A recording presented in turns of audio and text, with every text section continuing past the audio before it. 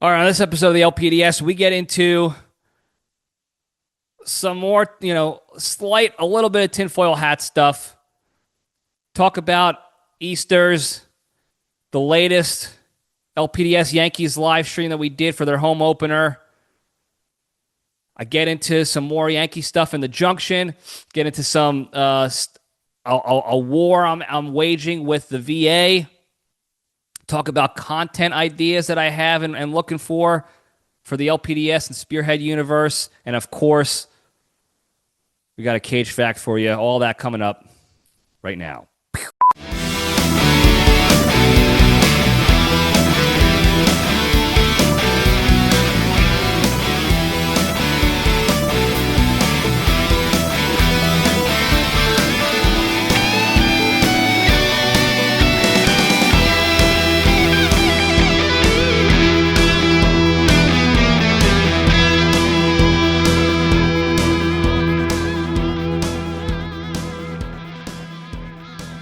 All right, Jabronis, we're back. Welcome back to the Libretti Podcast Diary Show. I'm your host, Libretti, the show that talks about nothing but tries to find the lessons in everything. We have a good time doing it. Hope everybody had a good week. My week was busy and hectic. I got a bunch of BS to do for my part-time job. I'm also doing stuff with Spearhead and LPDS, of course, and other stuff, and I'm trying to get it all figured out. We'll talk about more of that in the Junction, but still productive weeks happening, so can't complain about that. We're just gonna get right into things. I don't know if I don't imagine this will be too long. I really don't have much to talk to you guys about this week, unfortunately.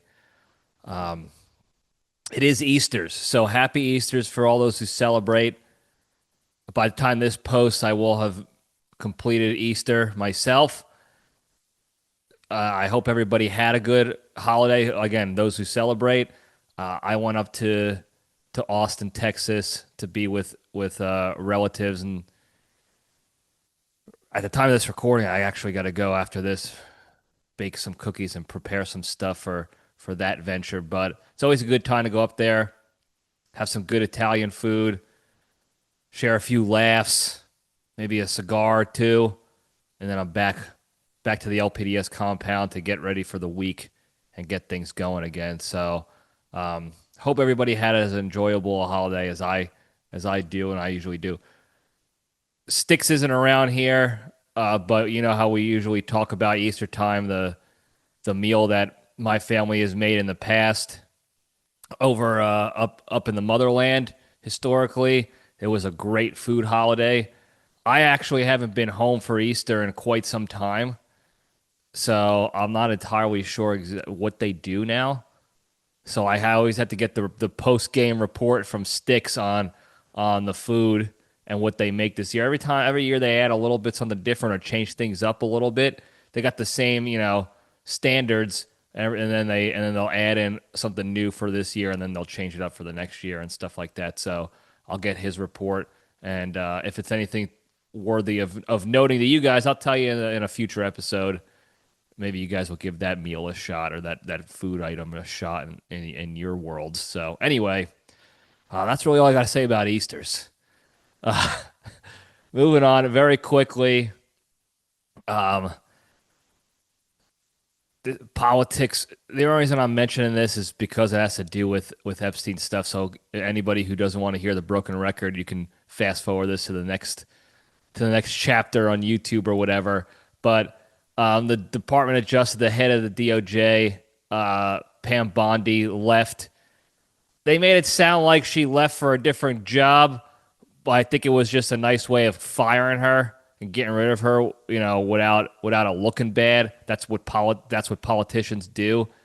They cover things. They cover the truth up with lies in literally every aspect of existence. So I'm pretty sure this was a firing that they tried to make it look nice, and then they hired the deputy head of the Department of Justice is now the acting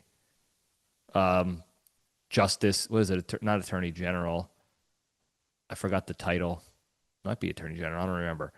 Anyway, that clown came out and announced, and we already knew this guy was like this. He was a cover-upper as well. He announced that the Department of Justice doesn't have any plans to pursue anything else regarding Epstein, and they're just going to let it go. It's just going to quietly go away. Now, that's frustrating for me, and I'm sure for the majority of the rest of the country, because of, again, the implications of this guy and his actions and the connections with everything in our country, historically and currently. So look, I don't expect anything to happen, but it would be really nice if finally we can come together as a country and actually show them that we have power and come together and demand something actually be done, justice be served, because we have literal pedophiles working in our government still. And I know there's going to be the eye rollers and people that may be listening to this, tuning into this, and saying, like, the fact that you believe that is crazy. And it's like, whatever. In my opinion, people that think that are just have their heads in the sand. They just don't want to believe that that's true because it's so crazy and messed up that they can't fathom that existing in this world and in our world here in America. People that we voted for or whatever, or admired at one point. It's a tough pill to swallow, I get it, but anybody who doesn't at least want to ask the questions and run an investigation, that's weird to me. When you see emails of billionaires and politicians bragging about this sick stuff, this crazy sick stuff, like, you just want to automatically brush it off as like, this is probably fake. There's no way this would really happen. It's like, no, I would like to investigate. Prove me wrong. Prove that it's poppycock and fake. That's what we should be doing. If it's so crazy that it's non-existent, prove it. It can't hurt to ask the question and run a full investigation. But here's the thing. I think they did run their investigations, and they know the truth and the connections to all these other things going on in this world. And this operation has to continue. Otherwise, their whole system will crumble, and other nations' systems will crumble. So anyway, I don't know why I'm still talking about it. It's just very frustrating. But I'm always going to bring it up at least a little bit here, because it's just I'll die on this hill. I'll die on this hill that we're just letting this stuff go on without even questioning it anymore, and we're just okay sitting there with our tails between our legs, heads in the sand, thumbs up our asses. Oh, they said they're not gonna do anything about it. I guess that we can't do anything. We could do stuff, but people are not going to. People are not going to come together and actually display the influence we can have. And I know that can happen. That's possible. Look what happened to I forgot what country it was. Not Chechnya, one of those countries out there, Bulgaria. I don't remember what it was. They had like 1 million citizens. I don't want to call it a protest, but they all formed up outside their government facility and demanded a change, XYZ, whatever it was. The government was overreaching. And they went out and they hit the streets in a effective way, not just some weird protest where you're buying posters and wearing weird clothes to show solidarity, and then you sit there and cry and whine with your posters up and you sing chants like the theater kids do, and then you go home and say it was a good protest. We did a lot. No, they actually went out there and demanded change to the point where the government changed. In fact, I think I think the parliament resigned or something like that. I don't exactly remember all the details, but all it's to say is we have the ability to make changes as a country here, as the citizens of this country. But we also, we're so divided in exactly what they want. And you can call me the tinfoil hat nut job all you want. All you want. That's fine by me. But I refuse to bury my head in the sand any longer with this shit. Anyway, I'm off that depressing soapbox. Moving on. Had another good stream, Yankee stream. I'm actually watching the game right now. This is bad here. I do the streams from this location if you're watching in YouTube land, and I've been too lazy to keep moving the equipment back and forth into the LPDS office and then back out here for streams. So I just been doing the LPDS here in this location, and it's bad because now I got the game on in the background, volume down, and they're getting embarrassed right now by the Marlins. So I gotta figure this out. I can't turn my TV off though. I don't have the control. I gotta have the game on. But it was a good stream, home opener stream. The Yankees did work against the Marlins that game. And I had a fun time. Thank you to everybody in the LPDS universe that tuned in, even if it was only for like an inning or two or a couple minutes or whatever, just to say hi. I appreciate that. I have to find a way to get more people on this stuff. I'll talk about it more in the Junction, but I really enjoy when people are on those live streams to connect while we're watching the game. So thank you guys for doing that. I think the next one, again, by the time you guys tune into this, it could be past it, but I'm thinking maybe either Wednesday or Friday of this coming week to do the next weekly stream. Night games. We'll see how it goes, though. They play like the Athletics on Wednesday, and I forgot who on Friday. Tampa Bay, maybe? The Rays. So we'll see. I'll put it up on the LPDS Instagram and Facebook and all that, so you guys will know ahead of time. But tell your friends and enemies. Tell anybody who's interested in the Yankees baseball and having a good time on a live stream. It's a good time. I enjoy doing it. So, yeah, that's all I got to say about that. With that, I don't really have any other current events to talk about, really. So let's just get into the good stuff. We'll step into the cage.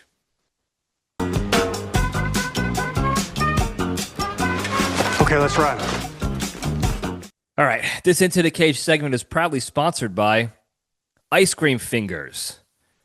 You've all seen fried ice cream on the dessert menu at your local Mexican joint, but now Tony Riggs has kicked things up a notch with his all-new ice cream fingies. Bite into what looks like a large chicken fingy, only to discover your favorite flavor of ice cream is there waiting for you in the middle. Now you can have dinner and dessert at the same time, just like the big man upstairs intended. So to get yourself some ice cream fingies today, head on over to your local Mi Tarpo Mexican restaurant. Go to the closet behind the tortilla making station, and if you use the promo code Dedos de Helado, you'll get 29% off your first batch of ice cream fingies. This sort of reminds me a little bit of like a waffles and ice cream kind of thing. Savory, sweet, warm, delicious waffle with that ice cold ice cream melting on top of it. That's a big Jersey thing, I think. I don't know if anyone else does that. A big Belgian waffle and ice cream, or an ice cream sandwich made with waffles. But now we have it with chicken fingy breading. I'm into that for sure. I don't know how they do it, but I'm into that for sure. So go check it out. Anyway, the Cage fact. As he's doing his preparations and his public appearances for Spider-Man Noir coming out next month, I read an interview that he was doing, and he was talking about, the interviewer asked him about what he prefers, the black and white option to watch the episode or the color option. And he said he liked both. He prefers a noir a little bit more because he likes that style, the old noir black and white style. That's what he grew up on.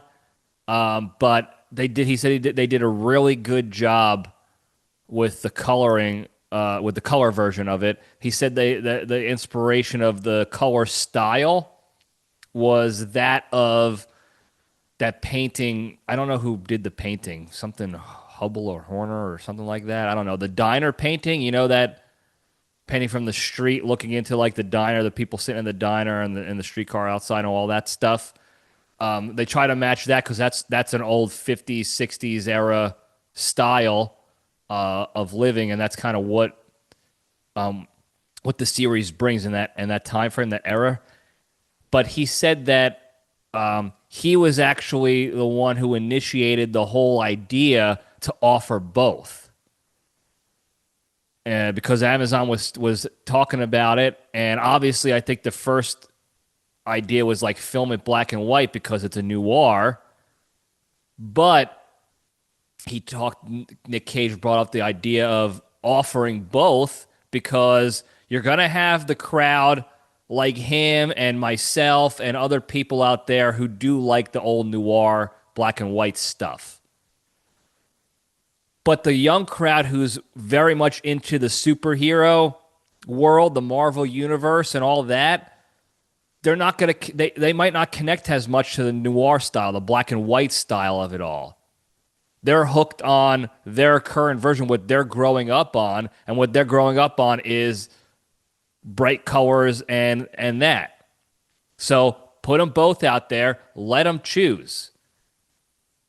And they did that they're going to let us choose. So I'm excited about that. I'm going to watch both. I like the black and white idea myself, but I'm going to watch both. I might like the other one more, depending on how they filmed it and how it turned out. So I'm excited for it to come out, and I hope you guys are too. We got a lot of other Nic Cage things going on in the hopper. So as updates come, we'll keep providing you guys, we'll keep stepping into that cage and providing you the facts. So that's the Cage fact for you. There you go. You're welcome. Moving things right along. Let's move over to the Junction. We'll spin the logo up. Whoosh, whoosh, whoosh, whoosh. Like I said, I don't have much to report, really. Uneventful week in the LPDS universe when it comes to entertaining stories with lessons in there. But I've been watching, all the Yankees games so far. Anything I'm able to watch, I'm there for. I'm watching, or I got it on my phone on like the StatCast to keep apprised of it all. And the normal stuff going on. The Yankees haven't been doing terrible. I talked about it on the live stream, so I'm really not going to belabor it too much as I'm watching this game. I want to throw out a prediction now very quickly. I'm watching this guy, Ryan Weathers, or whatever his first name is, pitch for the Yanks. Lefty, hard-throwing lefty. 98, 99 miles an hour on his fastball. Real flat fastball for a lefty, for a four-seamer from the port side like that.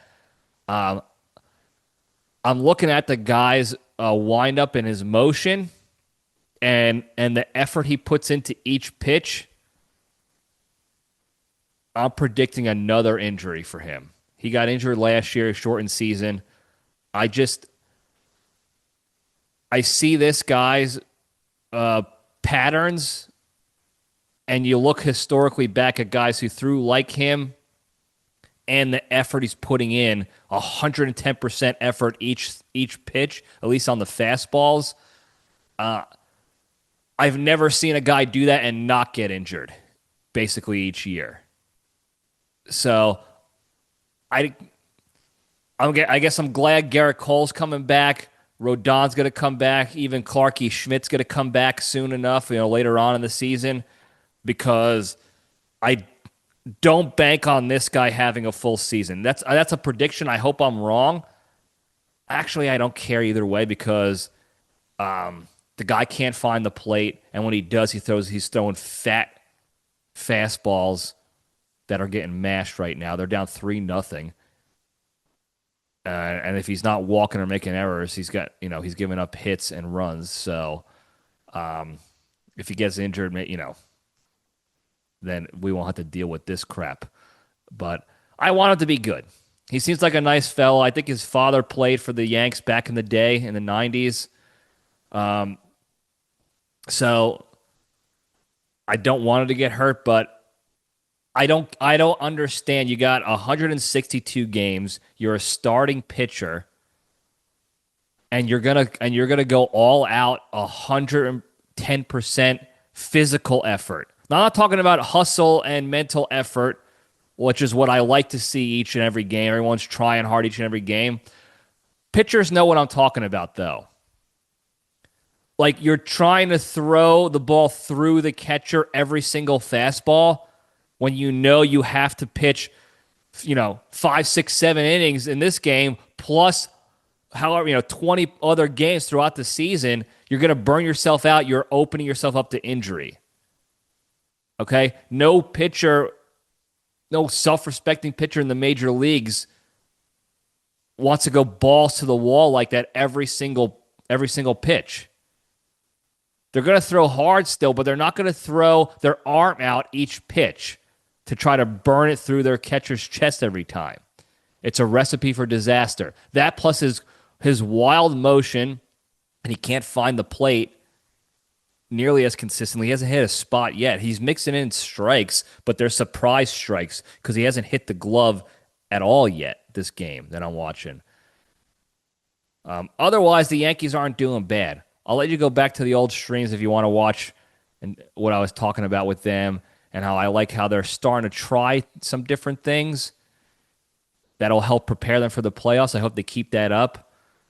But you know me, there'll be more stuff to bitch about in the future, so I'm just going to leave it at that.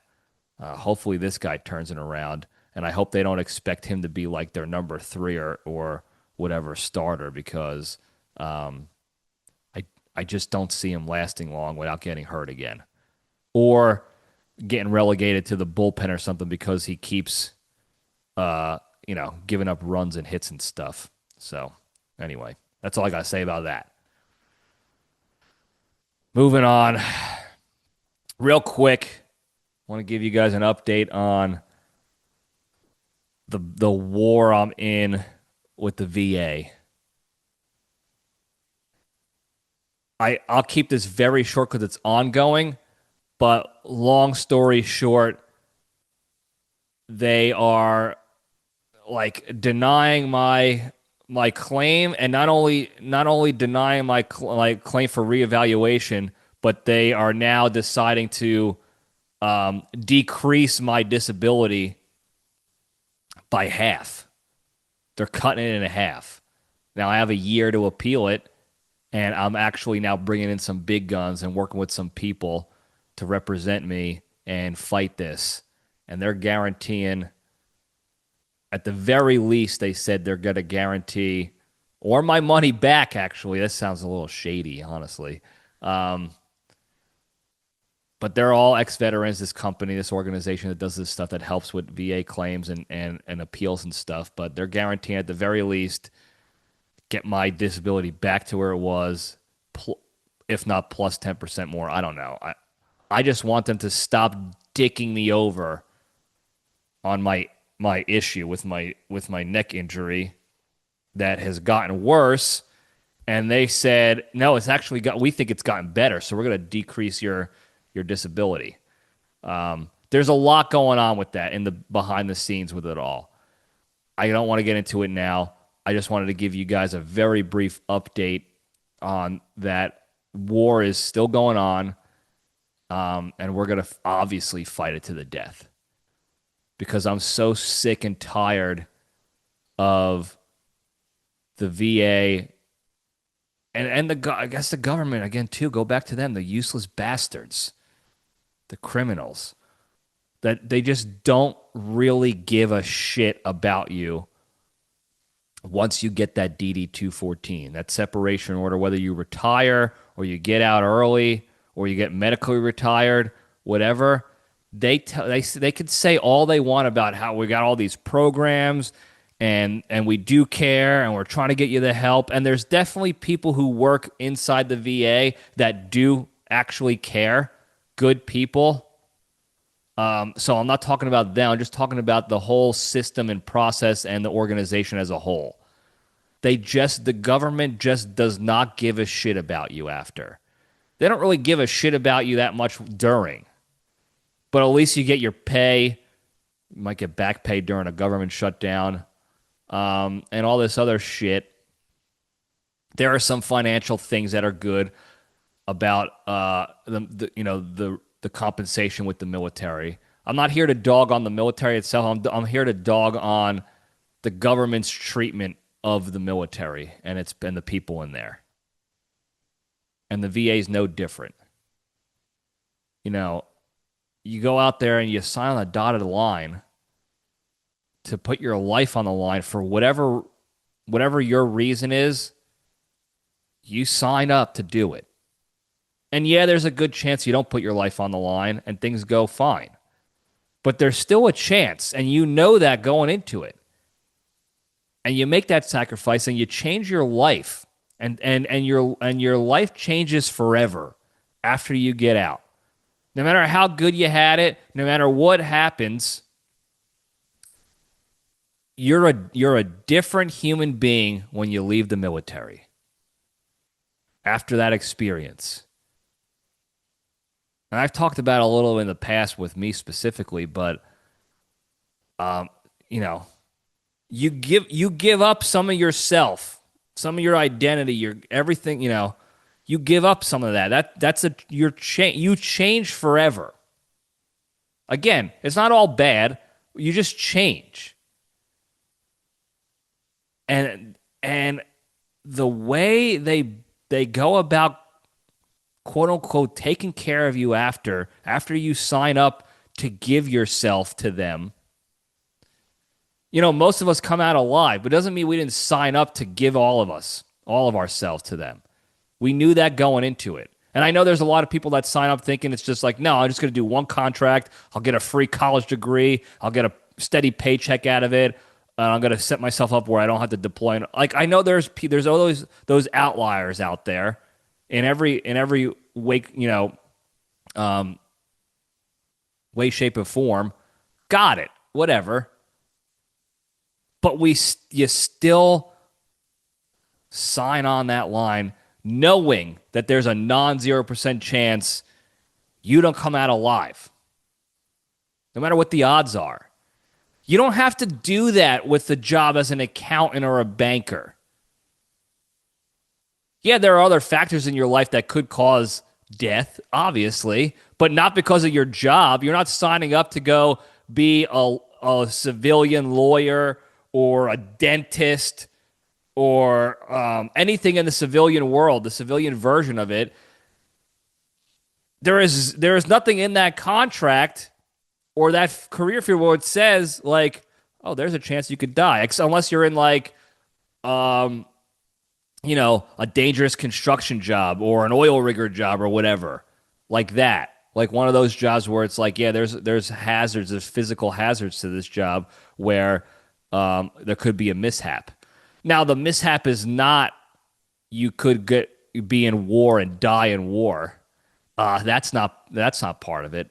But there is no risk like that risk when you sign up to go be, a lawyer, secretary, teacher, what have you. There is an explicit risk in there, an explicit ask that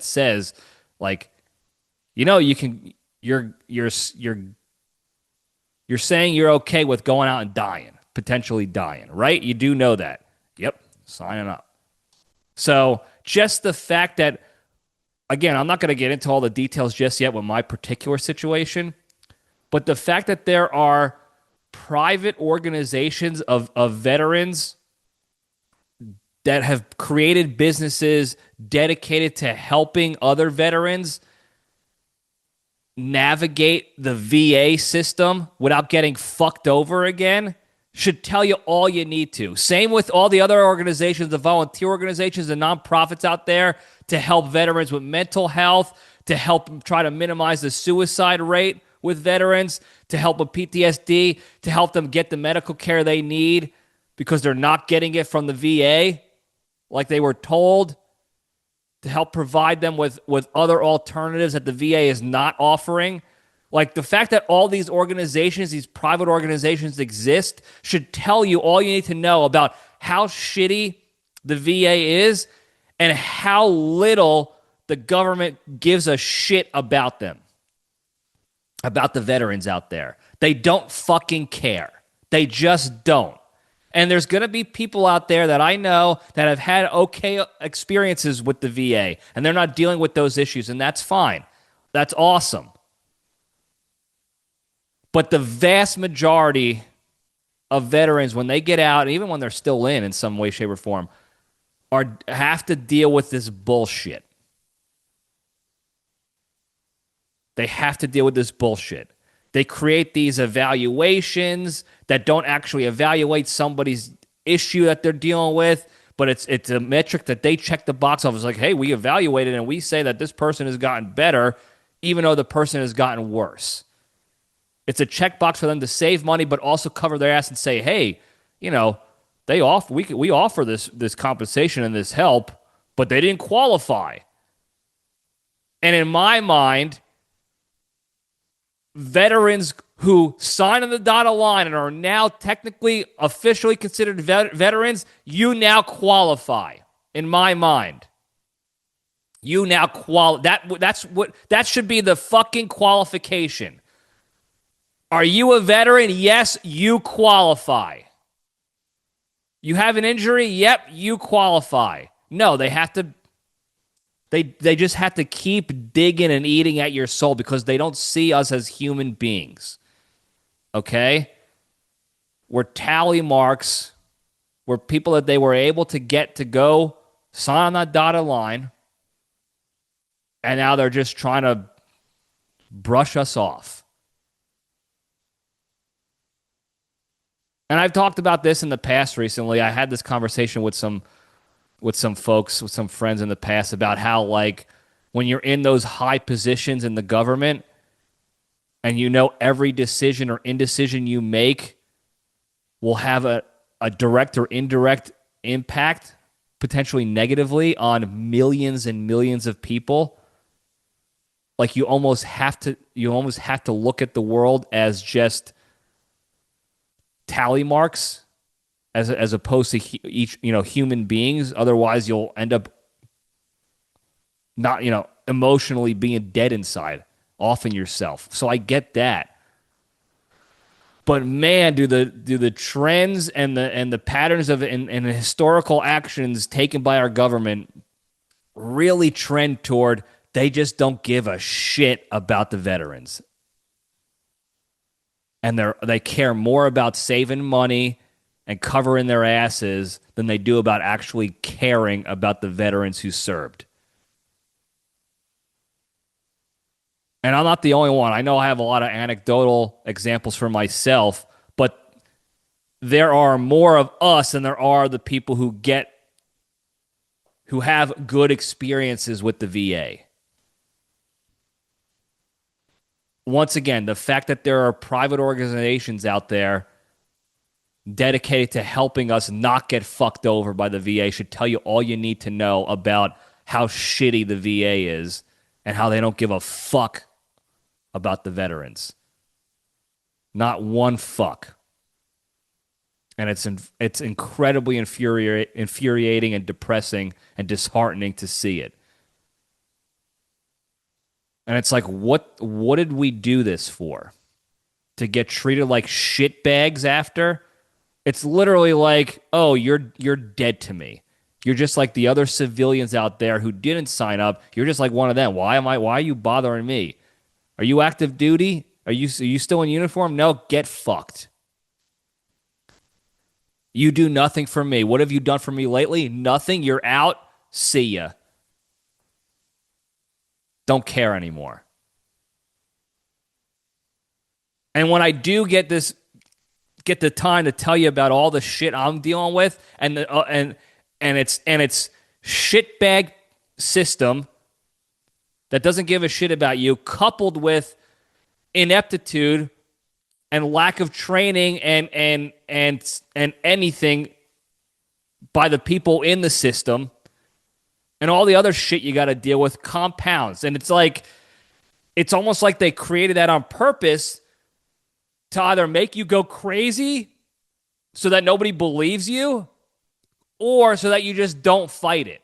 It's like it's not worth it because I have to fight 18 mini battles within this one war just to get this one thing accomplished. It's not just getting my disability compensation and treatment. It's not just about the money. It's about the treatment too. But now I have to fight the reps who don't know shit about the process and the system. The website who doesn't put your records on there correctly and doesn't show you when things are due and when this and that. So I got to fight the tech side of the house and talk to them. And those nincompoops who don't know what's going on. And then the fact that there's government shutdowns going on and people taking holidays and then people hanging up on you and this and that. It's all this other bullshit. Again, it's almost like they created that chaos on purpose to deter you from ever fighting their bullshit. But if there's one thing we know about the LPDS universe is that we're going to fight the bullshit. Okay? Because I have nothing else going on right now. Yeah, I have a lot of other shit going on right now, but I have nothing else going on than to make sure I'm getting my due from this shitty, corrupt, useless government we have. And I don't care when I'm a millionaire and I don't need the VA compensation. It's not going to affect my actual ability to pay my bills and my mortgage and stuff like it does now. I don't give a shit. That money is owed to me. That treatment is owed to me. And I'm going to get it. Okay? Because it's about the principle of the thing. I sign on that dotted line. A lot of my friends, my good friends, my brothers in arms, all sign on that dotted line. You owe us this shit. And you're going to fucking pay up.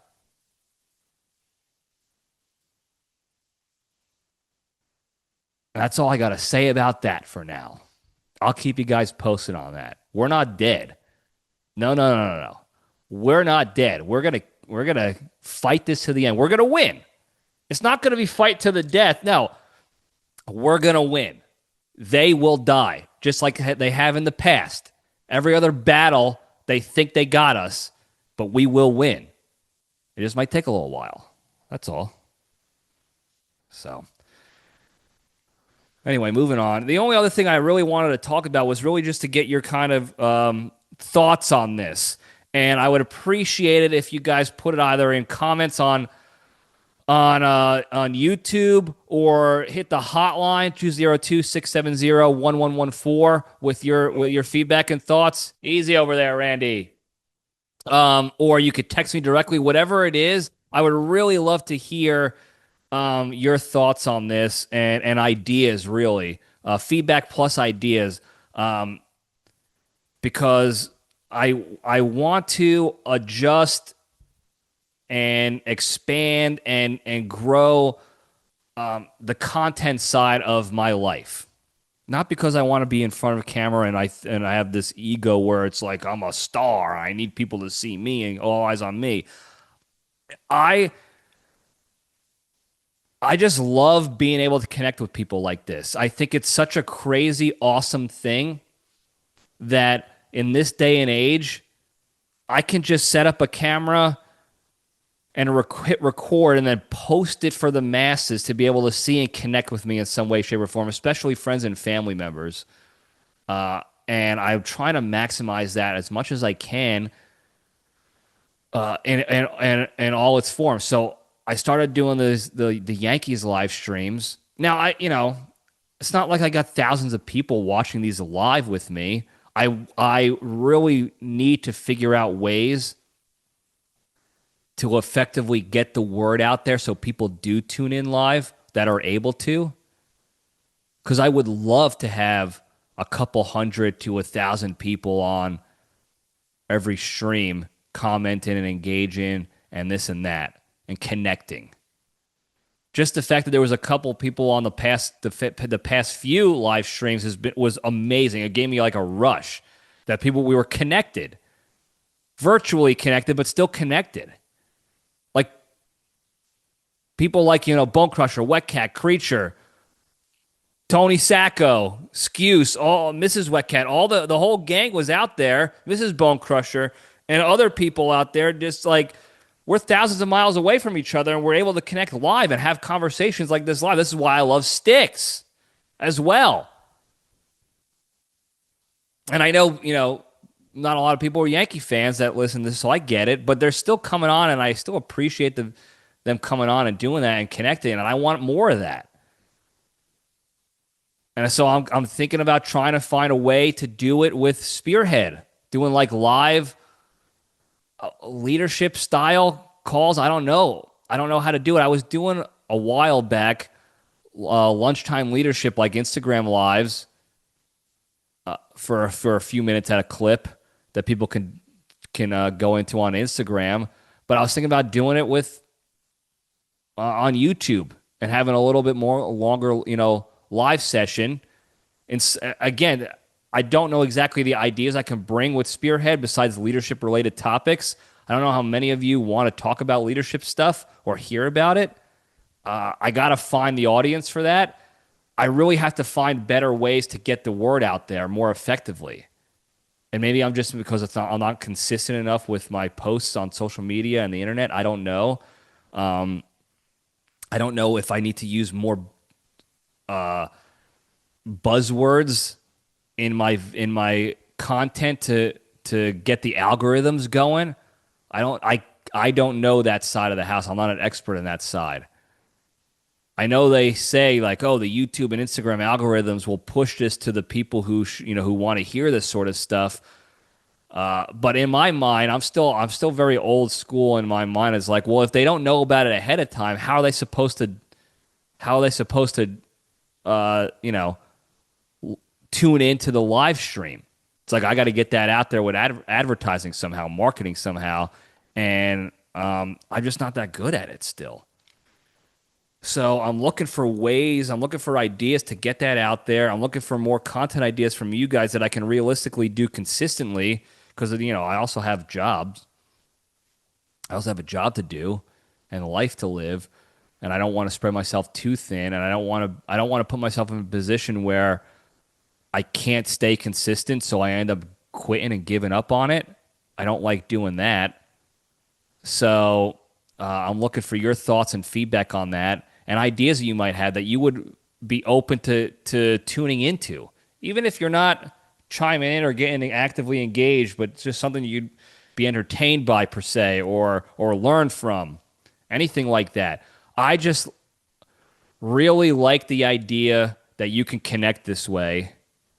And there's got to be a way that we can grow this and make it a livelihood somehow. And I don't want to do it in a shitty way like OnlyFans. Like I'm not going to show you my nipples or anything like that or my ball bag to get money. I don't think anyone wants to see that anyway. But I don't want to do that. I don't want to sacrifice my morals and ethics per se. And I'm not dogging on people who want to do that. We just have a different moral code. That's all it is. We have a different idea of what ethics and morals is to us and what you're okay with doing.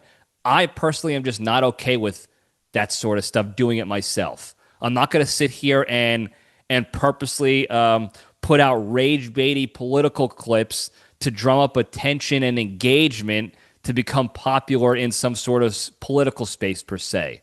I think I could do that. If I wanted to, I could.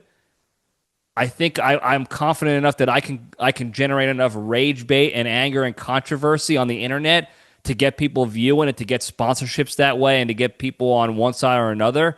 But I hate that shit. I hate the chaos, divisive content that people put out there that is making them a fortune. But that's not me. I'm not that guy. I'm not going to do that shit. So I'm trying to come up with ideas that align with my morals and values and ethics that also other people are interested in, that want to hear about and want to engage with and connect with and get value from. So I'm open to your guys'. I would love to hear your feedback and thoughts on all that. I want to hear your feedbacks on the stream so far, if you've been able to tune in. If not, they automatically post to the LPDS YouTube page, so you can watch them, in fast forward. I know it's obviously it's a broadcast of a game, but if you want to tune into it and see how it sounds, and if it comes off as remotely entertaining for you, let me know. Or if you think there's something I could do that could drive engagement and get more eyeballs on it, send it my way, please. If you think I need to stop doing something that is hurting my engagement and connection and viewership, let me know. We might not agree, but at least I want to hear the feedback and hear about the new ideas that I can't think of myself. My brain capacity is, it can only go so far. And I really value everybody else's insight. I don't want to say opinions, because I don't do things solely for other people's opinions, especially people I don't know and don't give a shit about. I usually try to do my own thing when I think is valuable for my life and those around me. But I value your constructive insight into what would bring value in, from this world, from the LPDS universe, from the Spearhead universe. And you know what we do here at the LPDS. And some of you know what we do in the Spearhead universe. So if you have thoughts and ideas and feedback, I know I have to get more consistent with the Libretti Leadership Lab stuff for Spearhead. I'm actually getting ready to record an episode of that for that show and for YouTube and the podcast there. And I'm cooking up more ideas for that. I keep trying to get these interviews lined up, but people keep moving the goalposts on how, when they're available and this and that. So I got to get better at that. But like I said, I'm open. Please, whatever feedback, ideas, thoughts you have, questions you have, anything would be valuable, because I thoroughly enjoy doing this. Like, I would love my ideal day, my ideal existence would be wake up, get a workout in, make a mean post-workout breakfast, and then it's some sort of content that I'm making. Whether it's a live stream for a sporting event, LPDS side of the house, or a coaching session with a client for Spearhead, or a podcast that I'm doing for Spearhead, go out and do a podcast, be a guest on somebody else's show, or have guests come to me for my shows. And then I'm doing maybe another LPDS related thing, or another leadership stream related thing, or whatever it is, just content all day. Lift, eat, value-added content that also generates income so I can support my existence. Money doesn't buy happiness, is what they say, but it's a tool. It's a nice tool to have to be able to do things that make you happy. And if I can combine the two, because this stuff makes me happy. But right now, it also stresses me out a little bit, because it's like, by doing this stuff right now, it takes me away from stuff that generates the income to be able to keep doing this stuff. I'm in sort of like a catch-22 situation. I can't do content and streams all day and coaching. Well, I don't do a lot of coaching right now. All day, because then I won't be able to work to generate income to be able to do the content right now. So I'm trying to combine the two. That would be amazing. That's the ideal existence for me. Is wake up, exercise, eat, bring value virtually to people, and then kind of go from there. Because this shit's fun for me. And I think, you guys like it too. The ride or dies, I keep tuning in. I would find it hard to believe. I know you guys well enough to know that you wouldn't be tuning in just because I'm putting it out there. You would, if you thought it sucked, if you weren't enjoying it, you just wouldn't tune in anymore. And there have been people that are doing just that are in my life, that just don't tune in anymore, and that's okay. But you guys that are listening, that are tuning in right now, still enjoy the stuff. So I want to bring more of that to you guys. But I don't want it to be. I don't want it to be more. I want it to be more plus better. Like, I want it to still be high quality, entertaining, value added content to you. I don't want to do more just for the sake of doing more.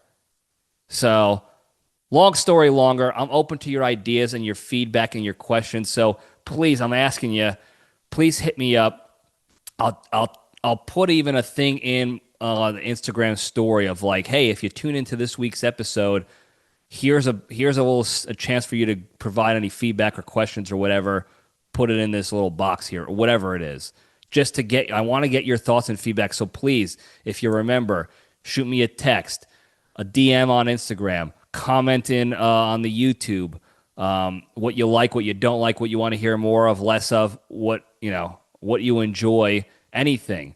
Hit the hotline, 202-670-1114. Whatever it is, please let me know so that I can bring that stuff to you guys and also bring it to myself. Like I said, I love doing this shit. But it is a little bit of a stressor right now because I have to sacrifice this shit for, work. Or I have to do both. And it's like, right now in my head, I'm like, oh shit, now after this, I have to go bake shit for Easter. Then I got to shower. And then I got to edit this episode. And it's like, damn it, now I got to do all that. But plus, I had to do stuff that's going to help generate income, for my job and shit like that. So I want to find ways to be able to not have the stress associated with the thing I really enjoy doing, which is bringing this stuff to you guys. So anyway, help a brother out. That's all I got to say about that. Before we go, very quickly, the big three. The three pillars to staying strong and being a better, happier, kinder, healthier, less stressed, more genuine human being, being able to spread that positivity and goodness to all those around you throughout the land. Number one, exercise every day. Do something every day to improve your health and fitness physically, mentally, or emotionally. Number two, the hardest one to do, don't be a shitty person. Be a kind person. Don't be negative. When the opportunity arises to be negative and shitty, take a deep breath, take the LPDS step back, detach from those negative emotions, and remove yourself from the situation altogether. Number three, the most important one, be genuinely thankful and grateful for all the good you have in your lives. And you could do this each and every day by taking some time to think about one good thing in your life and what your life would be like without that thing. And that'll immediately put you in a state of gratitude.